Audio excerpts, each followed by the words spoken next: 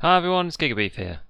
I see this question online a lot from newer players, which is how to make an ADAR full auto, or how do I turn an ADAR into an M4?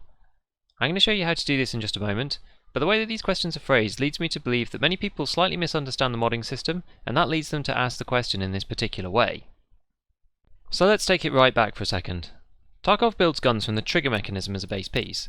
This is the part of the gun that contains the firing mechanism, like the firing pin, and the actual trigger itself. After this, so everything else, like all gun mods and parts, sit on top of this piece, and this is basically the same for every single gun in the game. However, this is a lot more obvious for the AR platform weapons, as you can take everything else off, as with the standard AK specifically, you can't remove the barrels.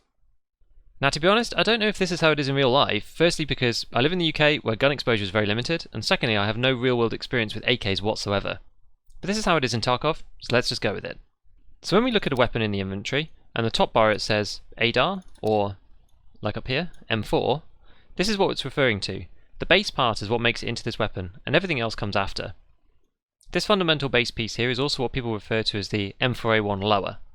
So the fundamental issue with the ADAR, if we look here, is that the lower only allows for semi-auto fire, down here, types of fire, single fire, whereas the M4 allows for both single fire and full auto. However, all of the parts of the ADAR are fully interchangeable with the M4 base. The only thing that changes is the ability to switch this firing rate. So all we need to do is visit the flea market, buy an M4 base, so let's go and do that now. M4A1, we'll find the actual M4A1 part here. So here we can see that the M4 base costs 20,000 from Mechanic, and there's other offers here as well, so sometimes you might be able to pick one up a little bit cheaper. All we have to do is go and buy one of these, which I've done earlier, and you then just have to move over all of the ADAR parts straight over onto this M4A1 base, like so. And that effectively gives you an M4. Notice now that when we double click on the weapon, we have M4A1 up in the top here, and we also have this red ADAR piece left over. We can sell this base piece back to Mechanic for around 3,000 rubles, so overall this transition has cost us 17k. You could think of this like a mod that allows for full auto for 17,000 rubles. It sounds pretty value to me. So clearly what we're left with here is a crappy M4, as it's an ADAR in all but name. But this technique allows you to convert any ADAR, whatever the parts, into an M4, or back into an ADAR if you're feeling memey. This can be quite powerful as ADARs are typically quite cheap on the flea market. If we go and look for one that's completely brand new, this is only going to cost us around 20,000 rubles.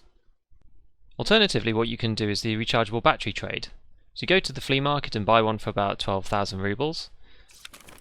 So I bought one and put one in my inventory here. Then if you right click and go on required search, and remove the excluded bartering offers, and go to weapons, you'll see that there's one here from Skier. So one rechargeable battery gets you one ADAR. So we've effectively bought an ADAR there for 12,000 rubles, which is insane. To go and make an ADAR from scratch for the barrel, the handguard and the stock, you actually can't make the weapon for this price. So the whole gun is quite cheap at this level. If we go to the presets editor, we can actually look and see exactly how much this gun would recreate from scratch. So if you find parts here, and remove the trader amounts, and refresh it, this is going to cost us 63,000. That's partly because some of the barrels are quite expensive on here, on the flea, from other players, but you can see just how good value this is. So given that we can upgrade this ADAR to full auto for 17,000, we effectively get a bad M4 for 37k, or even 30k when using the battery trade. Now let's consider that a stock M4 on the flea market, which by the way really isn't any better than a stock ADAR conversion, is around 50 to 60,000. We're kind of starting off with about 15 to 30k rubles to spend before we even begin, depending on the prices at the time. As of the time of recording, you can see there's one offer up there for 50, but in the main, M4s are costing around 60,000, and this is on a typical weekend. So with this extra cash, we can maybe buy a compensator like the CQB, or a nicer stock, or whatever. I'm going to be doing a video on ADAR modding, so when this is ready, I'll put a link above and in the comments below. In fact, when you look at the stats on the base ADAR versus that of the M4, the ADAR is actually only very slightly worse. These are really tiny differences, but the reason for this is that the standard barrel on the base ADAR is actually slightly longer than the one on the M4, which is 406mm versus 370, but it doesn't give you any enhanced recoil reduction and only loses you 1 ergonomics. Then, interestingly, the combination of the Colt buffer tube, which is -1% recoil, and the standard stock, which is -32% recoil, gets you to -33 overall. Whereas if we pop over and look at the ADAR, the Colt tube again is -1, but the wood stock is actually -33, so this gets you to -34 recoil.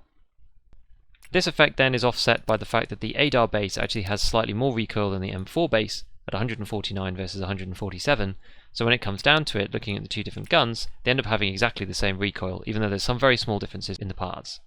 So this is how you get an M4 on the cheap starting with an ADAR. Watch out for my upcoming videos on ADAR and M4 modding, and don't forget to subscribe to get notified to see these. You can also follow me on Twitter, and I also stream on Wednesdays, Fridays and Saturdays, plus other random days when I feel like it. Links down in the description. So get out there, and have fun in your raids.